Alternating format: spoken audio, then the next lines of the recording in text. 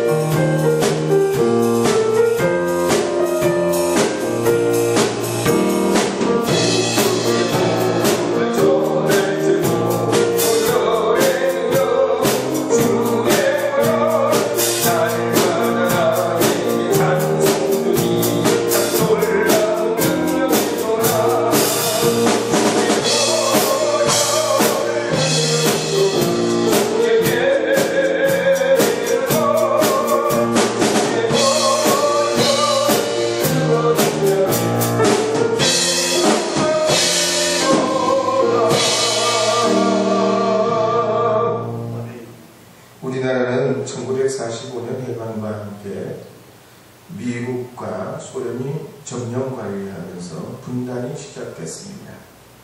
같은 민족끼리 나누어져서 적과 적이 된 지 76년이 됐고 우리만이 가진 슬픔과 고통과 아픔과 생채기가 있습니다. 그럼에도 불구하고 우리 민족은 하나님의 은혜로 분단도 가난도 고통도 극복하고 오늘에 이르게 됐습니다. 훌륭한 요리사는 평범한 재료를 가지고 좋은 요리를 만들어내듯이 오늘 우리 인생도 두 번 다시 잊지 않는 새로운 계절을 맞으면서 더 훌륭하고 아름다운 하나님의 축복된 삶을 살기를 바라면서 저는 아침 에베소서 6장 10절에서 20절 말씀을 중심으로 삶, 인생의 접점이라는 제목으로 주님의 말씀을 증거하려 합니다. 에베소서 6장 10절, 11절 말씀 함께 읽어보겠습니다. 끝으로 너희가 주 안에서와 그 힘의 능력으로 강건하여지고 마귀의 결계를 능히 대적하기 위하여 하나님의 전신갑주를 오늘 말씀에 보면 바울이 에베소 교우들에게 마지막 결론과 같은 말씀을 선포하고 있습니다. 말하자면 신앙생활이란 우리 삶이란 한가한 뱃노래가 아니라는 것이죠. 매우 투쟁적이고 전투적이라는 겁니다. 그래서 에베소서 2장 11절에 보면 그러므로 생각하라. 3장 13절 하반절에 보면 낙심하지 말라. 4장 3절 이하에 보면 힘써 지키라. 구습을 따른 옛사람을 벗어버리라. 4장 15절에 보면 그에게까지 잘지라. 이렇게 명령어로 계속 가끔씩 후반에 와서 에베소서 6장 중에 중반부터 이렇게 하다가 6장 10절부터 와서는 집중적으로 명령어를 사용해요. 10번이나 나옵니다. 강건하여지고 전신갑주를 입고 전신갑주를 취하고 서서 뛰고 붙이고 신고 믿음의 방패를 가지고 말씀을 가지고 기도하라고 10번이나 이 짧은 말씀 속에 집중적으로 명령어를 쓰고 있어요. 왜냐하면 우리 인생은 연습이 없기 때문이죠. 연극이나 영화나 드라마는 리허설이 있습니다. 연습이 있어요. 배우는 말이죠. 감독이 사인하는 대로 하면 됩니다. 그러나 우리 인생은 시나리오가 없습니다. 녹화 편집도 안 돼요. 잘라서 이어붙이기가 안 됩니다. 이번 올림픽처럼 안 되면 다음 올림픽에 참가하면 되는 게 아니에요. 한 번 가면 거꾸로 되돌아설 수 없고 앞으로만 가야 됩니다. 두 번째로는 이렇게 절박한 말씀을 전하는 이유 중에 하나는 우리는 보이지 않는 영적 전쟁 싸움에 있는 사람들이기 때문입니다. 이 불가항력적인 이 영적 전쟁은 우리 힘으로 안 돼요. 우리의 뜻으로도 안 돼요. 보이지 않는 메커니즘이 있어요. 흘러가는 거대한 물결 속에 우리 개인 스스로가 거역할 수 없는 메커니즘이 있다는 얘기예요. 미국의 케네디 대통령의 부인이었던 제클린 오나시스는 재벌의 예쁜 딸로 태어납니다.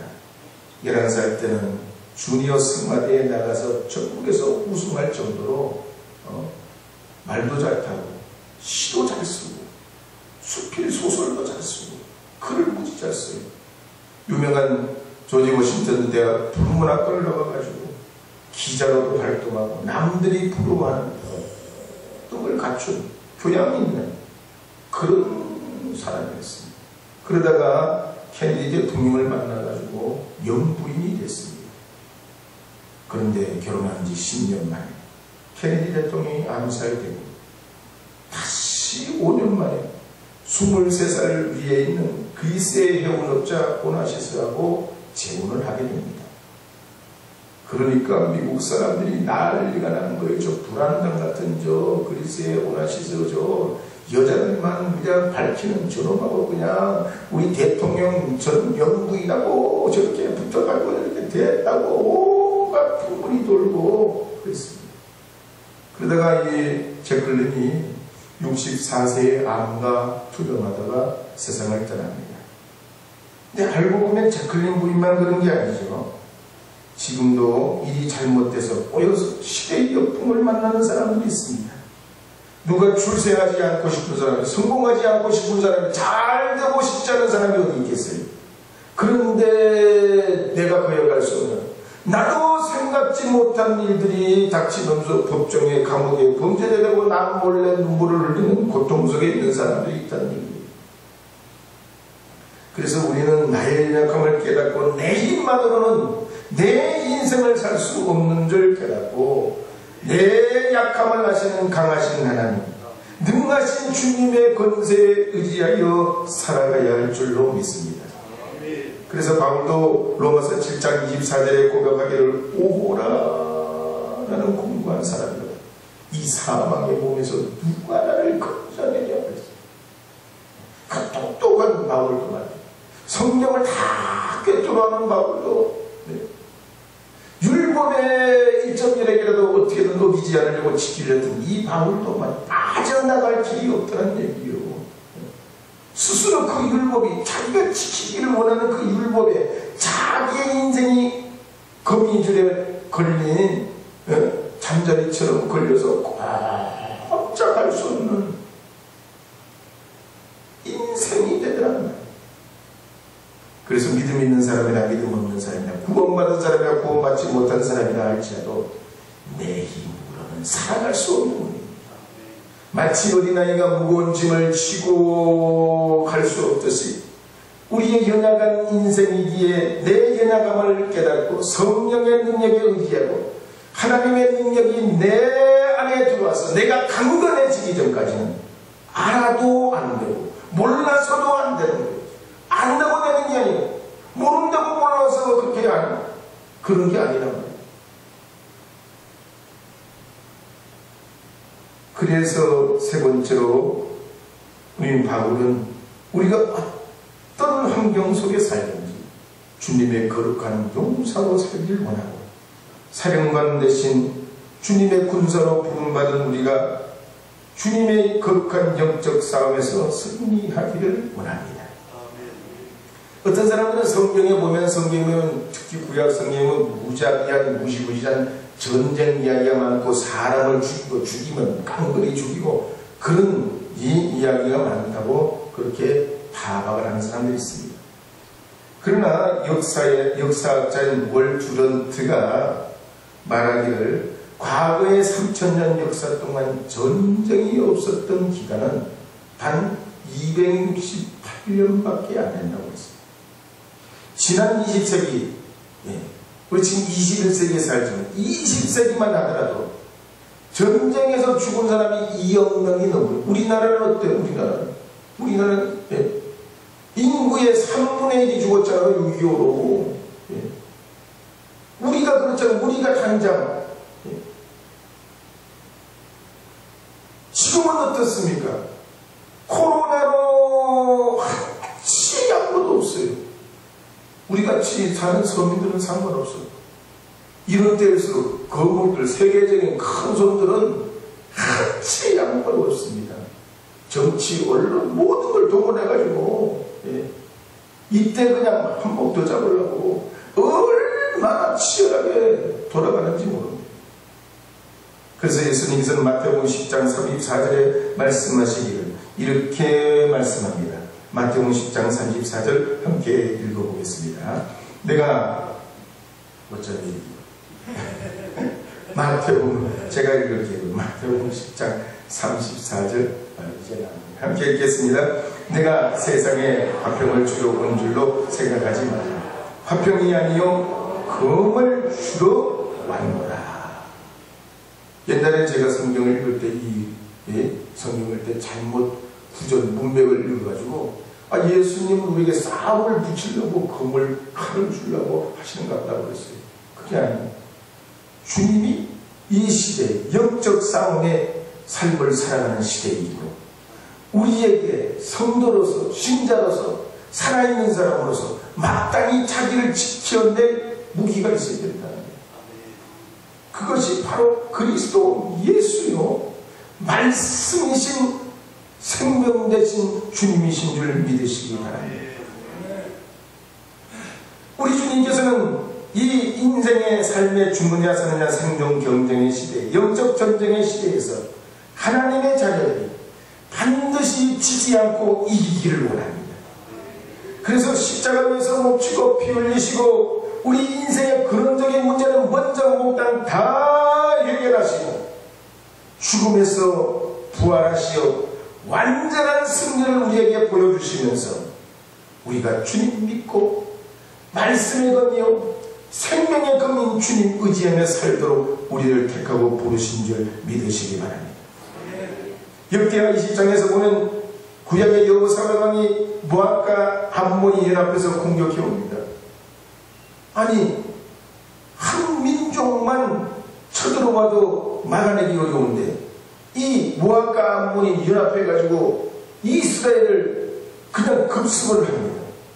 방법이 없습니다. 막아낼 재간이 없어요. 그러면 고대 시대는 전쟁에 패하면 어떻게 되냐? 다 죽음이요. 텔레바는 아무것도 아닙니다. 텔레바는 거기에 대한 신사예요. 모든 남자랑 남자 다 죽여버려. 그러니 이 전쟁을 어떻게 하냐고 말이에요. 그러자 하나님께서는 야시엘을 통해서 선지자 야시엘을 통해서 역대하 20장 15절에 이렇게 말씀하십니다. 역대하 20장 15절 말씀 함께 읽어보겠습니다. 야시엘이 이르되 온 유다와 예루살렘 주민과 여호사가 왕이여 들을지어다. 여호와께서 이와 같이 너희에게 말씀하시기를 너희는 이 큰 무리로 말미암아 두려워하거나 놀라지 말라. 이 전쟁은 너희에게 속한 것이 아니요 하나님께 속한 것이니라. 할렐루야. 이 전쟁을 왜 두려워하지 말라는 거예요? 하나님께 속했다는 거예요. 이 역사를 왜 우리가 두려워하지 않냐? 하나님의 것이기 때문에 우리의 대장 되신 주님의 그 은혜와 역사와 명령과 계략 지혜가 있기 때문에 우리가 주님의 뜻대로 나가면 승리하기 때문입니다. 그런데 우리가 지난날 어떻게 살아왔습니까? 악한 영과 죄에 대해서 우리가 싸워 이겨야 되는데 전신갑주를 잊지도 않고 버텨왔습니다. 악으로 깡으로 말이죠. 기도하지 않고 이겨내보려고 했습니다. 주님의 말씀, 거룩한 성령에 보면 주의 말씀 없이 내 스스로 신령을 지켜보려고 했습니다. 그럼 우리가 어떻게 해야 오늘 이 말씀의 권면에 따라 하나님의 전신갑주를 입을 수 있을까요? 트럼프 롱맨 3세와 다니엘 레이다가 거룩한 용사라는 책에서 하나님과 이스라엘 백성들이 싸워 이겨내는 5가지 단계에 대해서 소개해주고 있습니다. 먼저 첫 번째 단계는 하나님이 이스라엘을 위해 싸우시는 단계예요. 이스라엘 백성들이 애굽에 430년 포로 생활하면서 자기도 모르게 거기서 나올 의지가 없어. 의지가 있어도 그 모든 사슬을, 노예의 사슬을 끊고 해방될 능력이 없어. 우리 민족이 스스로 해방될 능력과 전쟁할 능력이 한때 없었던 것처럼 이스라엘 백성들도 430년 노예 생활에 갇히더라 스스로 나올 힘과 지혜와 계략이 없어요. 그때 하나님은 어떡하시나요? 이스라엘 대신해서 싸웁니다. 두 번째로 그렇게 해방된 이스라엘 백성들이 광야로 나왔을 때 주님은 두 번째 싸움을 시작합니다. 이스라엘 백성들과 싸우기 시작합니다. 이스라엘 백성들이 애굽에서 자기도 모르게 먹는 음식뿐만 아니라 생각과 사상과 신앙과 몸속에 오랫동안 뼛속까지 스며들어 있던 우상 숭배와 악과 죄의 문화를 자기도 모르게 먹고 마시면서 몸에 배인 이걸 떨어버리지 못합니다. 40년 동안 주님이 이 이스라엘 백성들, 이 악과 죄의 모든 문화와 불신앙을 그들에게 40년 이 광야 생활을 통해서 끊어버리시는 싸움을 40년 동안 해요. 세 번째는 하나님께서 이스라엘 백성들을 통해서 그렇게 가나안 땅에 그래서 들어가게 하신 이후에 그 이후에는 구원자 메시아를 기다리는 인내의 단계를 그들에게 배우고 가르치게 합니다. 이스라엘 백성들은 나라가 망하고 포로가 되면서 언제 이 우리의 상황에서 희망과 해방이 올까? 기다려도 오지 않는 미래 같은 도무지 이제는 인생과 우리 끝장 민족의 미래는 끝났다고 생각하는데 주님이 그들을 유배 생활에서 70년 만에 기다리던 그들의 삶에서 해방시켜 주시면서 메시아 신앙을 갖게 됩니다. 네 번째로는 거룩하신 용사이신 주님께서 이제는 이런 훈련단이야. 직접 세상에 오시는 우리 안에 들어오셔서 우리의 역사 속에 오셔서 우리의 지혜와 무력함을 주님께서 이겨내고 십자가에서 모든 악을 물리치시고 승리하시는 단계. 그리고 마지막 싸움이 나오죠. 마지막 싸움, 최후의 전쟁, 다시 재림하시는 단계입니다. 오늘 우리가 살아가는 이 시대에 하나님 앞에 주님께서 우리가 주의 거룩한 은혜로 이렇게 하나님의 거룩한 은혜 가운데 우리도 불러주시고 역사해 주셨는데 주님께서는 이스라엘 백성들을 이렇게 훈련하고 역사해 주셨어요.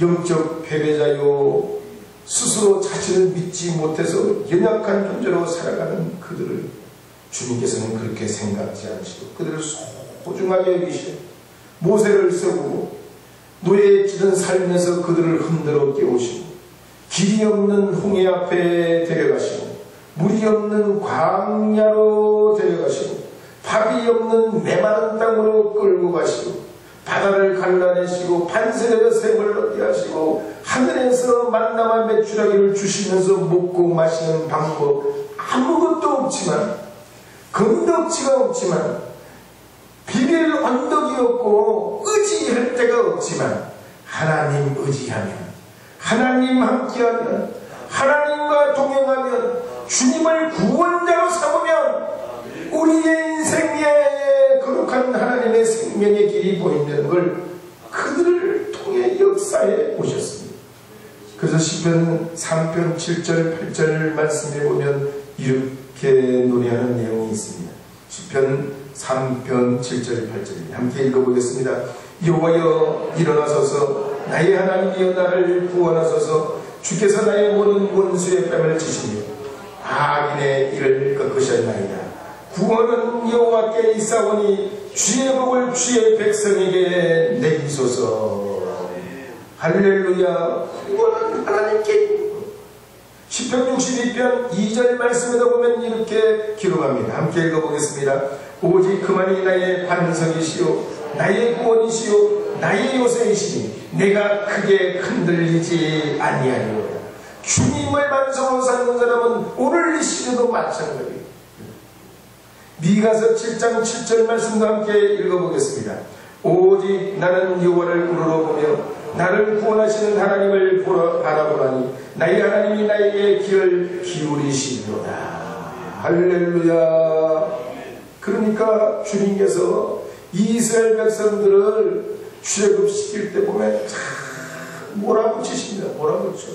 모세에게 막 백성에게 명령하라고 그러시고 너는 지팡이를 높이 들라고 그러시고 바다 위로 손을 내밀라고 그러시고 반석을 치라고 그러시고 많은 땅을 그냥 하나님께서 만감하며 추려고 내리는 하나님의 역사를 계속해서 일어나도록 주님 앞에 명령하고 믿음으로 밑도 끝도 없는 것인데 하나님의 이름으로 나가게 하십니다. 본래 이스라엘 백성들이 여러분도 아시잖아요. 언제 애굽에서 군대 훈련을 받았어? 무슨 징집 훈련을 받았냐 말이야. 뭐 특수 훈련을 언제 받은 적이 있냐? 하나도 훈련 받은 적이 없어요. 그런데 주님은 그들을 통해서 먼저 자기 자신과 싸우게 하시고 우상 미신과 싸우게 하시고 자기 안에 죄와 악과 싸워 이겨내게 하시고 물리적으로는 세계 최강의 애국 군대와 싸우기도 하시고 사방에서는 하이에나와 같은 아말렉과도 싸우게 하시고 들판의 늑대와 같은 저 모압과도 싸워 이기게 하셨단 말이죠. 그러면서 하나도 훈련 안 된 이스라엘 백성들이 결국은 광야 생활을 지낼 때 600만이라는 군대가 형성이 되고 지파별로 진영이 생겨지고 행군 순서가 생기고 그리고 그들의 임무가 무엇인지 40년 동안 다 배우게 됩니다. 그리고 내부적으로는 법이 만들어지고 질서가 생기고 위생 문제, 공동체 윤리가 생기고 가나안 백성으로 점점 성장해가지고 결국은 가나안 땅의 주인이 되게 하십니다. 오늘 우리도 그렇습니다. 이 코로나에 우리가 뒷걸음질 치는 신앙에서 안 되는 이유가 있습니다. 하나님은 이걸 통해 우리를 배우게 하는 게 있다면, 얻게 하는 게 있다면, 받게 하시는 주님의 복이 있는 줄 믿으셔야 할 줄로 믿습니다. 물이면 물, 불이면 불, 광야면 광야, 가난이면 가난, 기근이면 기근, 그걸 통해 하나님께서 우리에게 배우게 하시는 게 있단 말입니다. 그러니 이 코로나 가운데서도 하나님의 주님의 선한 군사로서 어떤 낙관사탄 마귀의 계획가 있을지라도 우리가 하나님 앞에 절대로 뒷걸음치지 않고 하나님이 나에게 주님의 자녀 삼아주신 줄 믿고 믿음으로 주님 앞에 나가야 할 줄로 믿습니다. 그렇다면 우리가 좋은 주님의 영적 군사가 되려면 어떻게 해야 될까요? 먼저 주님 안에서 하나님이 이기게 하시는 소망을 가져야 됩니다. 하나님은 반드시 나를 이기게 하신다. 되게 하신다. 복을 주신다. 이 어려움 속에서도 하나님은 기회를 내신다.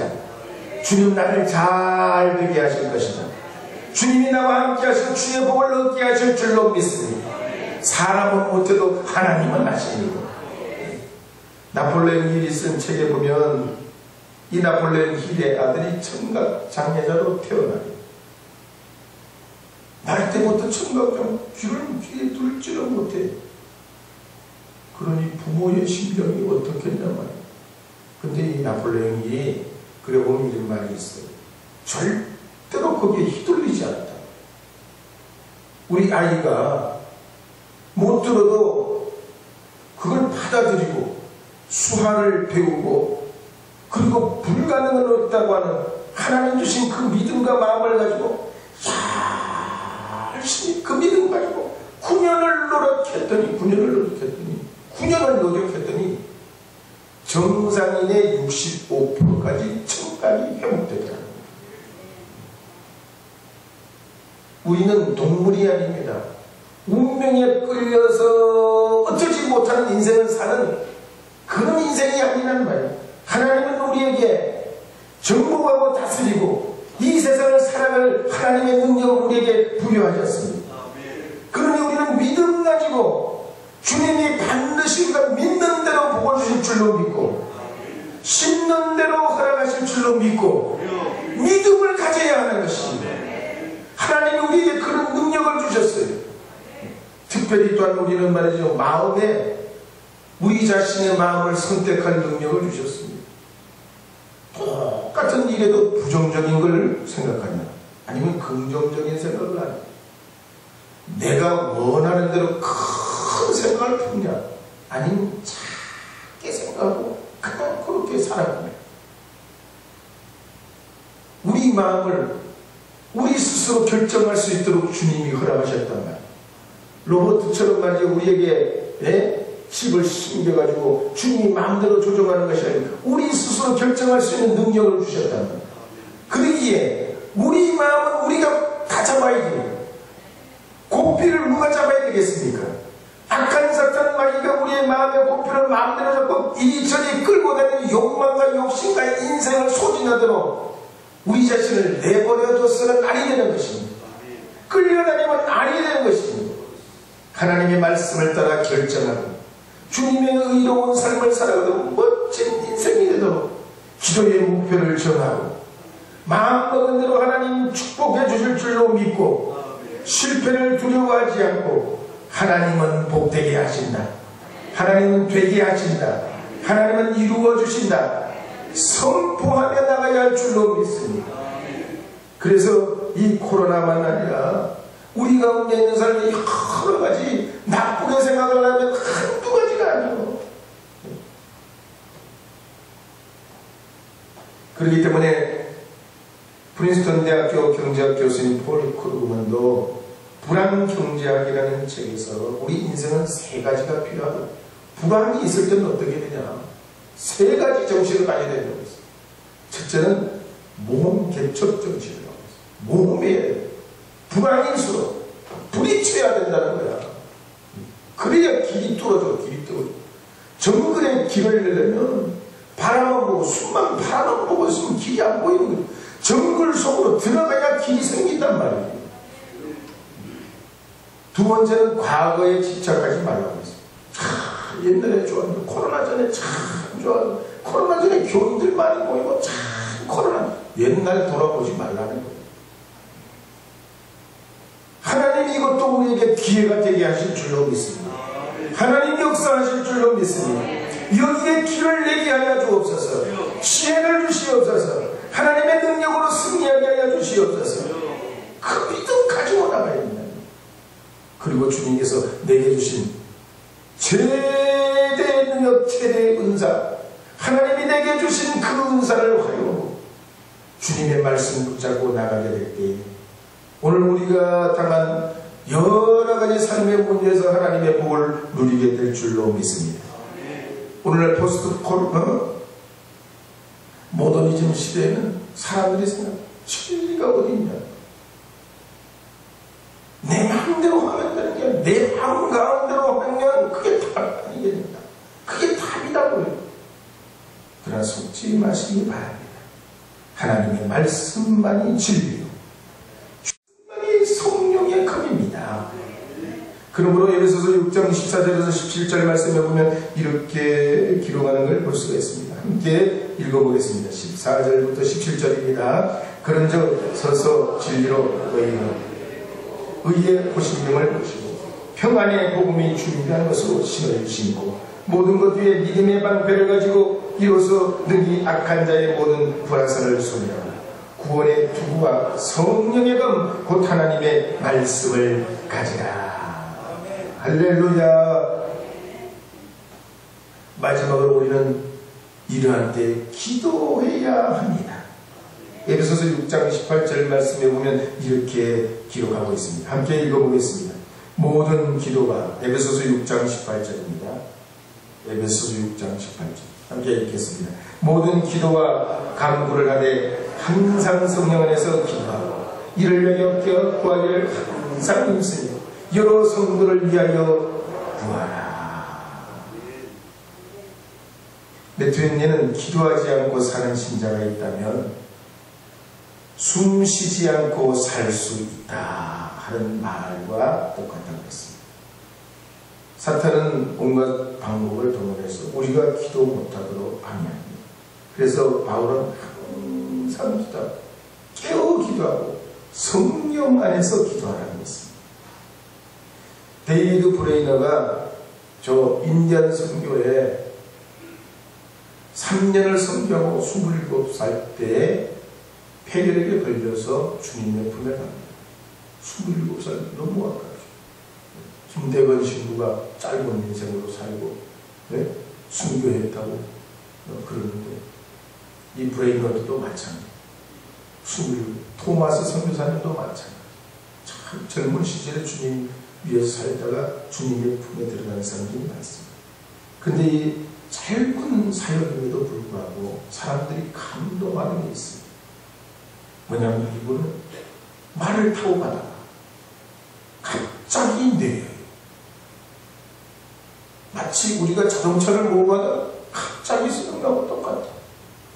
그 왜 서냐? 가만히 보면 길바닥에 무릎을 꿇고 기도하는 거예요. 그 기도하는 순간 하나님이 감동을 주고 큰 기도해버려요. 우리나라에 유명한 박윤선 목사님 계시죠. 박윤선 목사님은 성경을 66권을 다 주석을 했어요. 같은 목사지만 성경을 창세기부터 계시록까지 주석하기가 쉽지가 않아요. 박사라도 자기 분야, 그 분야를 주석하면 잘하는 거예요. 성경 한 권. 창세기는 창세기. 평생 그거 하나라도 주석하면 잘하는 거 훌륭한 일이지. 근데 이번엔 66권을 주석했어요. 그 뭐 질적인 게 수준이 어떠냐는 둘째 문제고 66권을 어떻게 다 주석하냐고. 근데 이분이 그럴 만한 이유가 있어요. 한 번은 친구 목사님들하고 동물원을 갔습니다. 근데 동물원에 가는 게 참 신기한 거예요. 너무 좋은 거예요. 재미있어요.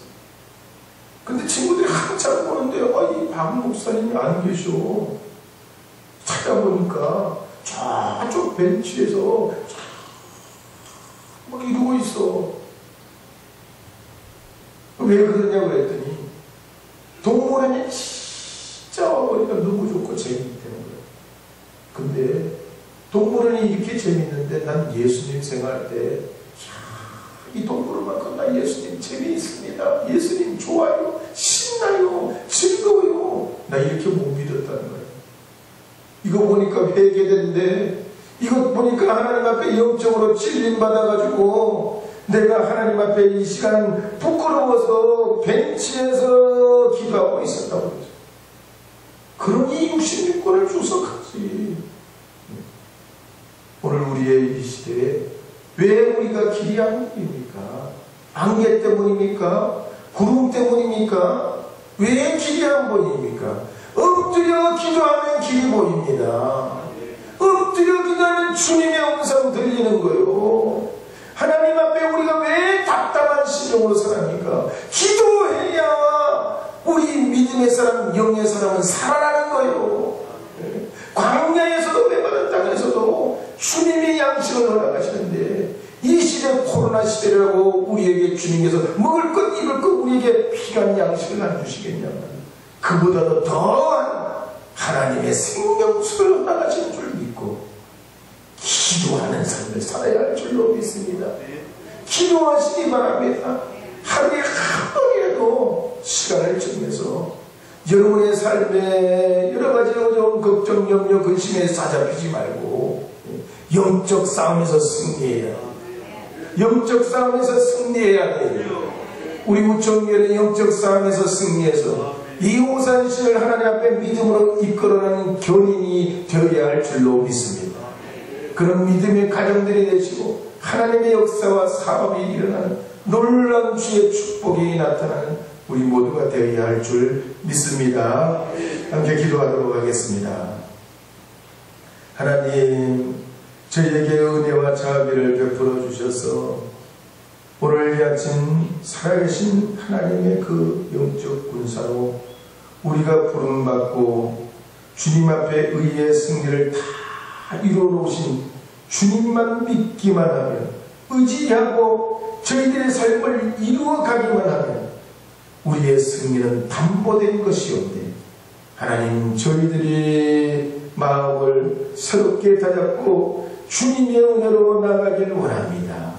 은혜 부어주시옵소서. 주님 바라보게 하여 주옵소서. 능력을 있게 하여 주시고 그리스도의 선한 군사가 되게 하여 주시옵소서. 예수님의 이름으로 기도합니다. 아멘.